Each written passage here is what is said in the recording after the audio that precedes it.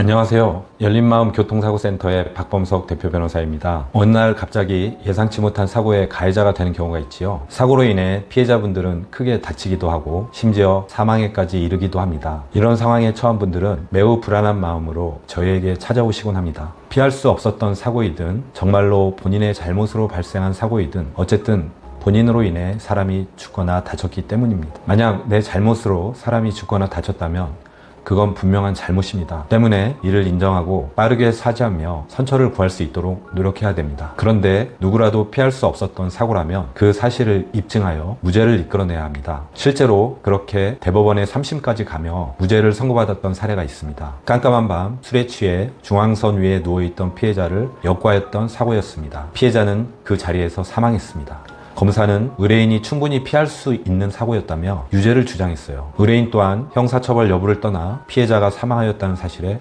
큰 충격을 받고 있었죠. 의뢰인은 당시 음주운전을 한 것도 아니었고 늦은 밤 학원이 끝난 아이를 차에 태워오던 길이었어요. 사고 차량에는 아이와 아내가 함께 타고 있었죠. 이와 같은 의뢰인의 이야기를 듣고 사고 현장을 방문했습니다. 늦은 밤 바라본 사고 현장은 너무 깜깜했어요. 누군가 도로에 누워있을 거란 예상조차 불가능하다는 생각이 들었습니다. 때문에 어렵지만 피할 수 없었던 사고임을 주장하기로 했습니다. 사고 현장 근처의 가게들의 CCTV 영상을 확보하고 도로교통공단에 사실조회를 신청했어요. 가로등조차 없는 상황이었기에 규정속도 내로 운행했더라도 차를 멈출 시간이 부족했다는 것을 확인하기 위해서였죠. 그리고 이러한 주장과는 별개로 유족에게는 사죄의 뜻을 전했습니다. 열린마음의 손해사정사가 의뢰인과 함께 장례식장에 찾아갔고 합의금을 전달해 줄 수 있었죠. 그 결과 검사는 계속해서 유죄를 주장했지만 모두 승소하여 무죄를 선고받을 수 있었습니다. 이 외에도 열린마음에선 많은 교통사고 형사사건을 진행했습니다. 무죄로 끝난 사건들도 많이 있지만 시의적절한 형사합의로 공소기각 판결을 받은 사건들도 있었습니다. 소개해드릴 또 다른 사건은 화물차 운전자였던 의뢰인이 좁은 길에서 마주오던 차량을 피하다 피해자를 크게 다치게 한 사건이었습니다. 음주운전과 같은 중과실은 아니었지만 피해자가 크게 다쳤기 때문에 처벌을 받게 될 상황이었어요. 다행히도 운전자 보험을 가입하고 계셨고 공소장이 나오기 전 열린마음으로 찾아오셨습니다. 의뢰인은 피해자를 다치게 했다는 깊은 죄책감에 시달리고 계셨고 때문에 열린마음의 손해사정사가 의뢰인과 함께 사죄의 뜻을 전했습니다. 이에 생계를 위해 운전을 하시는 의뢰인을 용서하셨고 형사합의에 성공할 수 있었습니다. 그 결과 공소기각으로 위기에서 벗어날 수 있었습니다. 열린마음 교통사고센터에선 단순히 재판만을 하지 않습니다. 경찰 조사부터 형사합의, 소송까지 대한변호사협회 등록 형사전문변호사, 교통사고 감정사, 손해사정사가 함께합니다. 교통사고 감정사를 통해 명확한 과실 분석을, 손해사정사를 통해 민사소송까지 염두에 둔 형사합의를 할 수 있습니다. 경찰 조사가 어떻게 진행이 될까? 합의는 어떻게 해야 될까? 무죄는 어떻게 주장해야 될까? 선처는 받을 수 있을까? 모두 알려드리겠습니다. 그러니 불안해하지 마시고 연락하세요. 열린마음이 함께하겠습니다.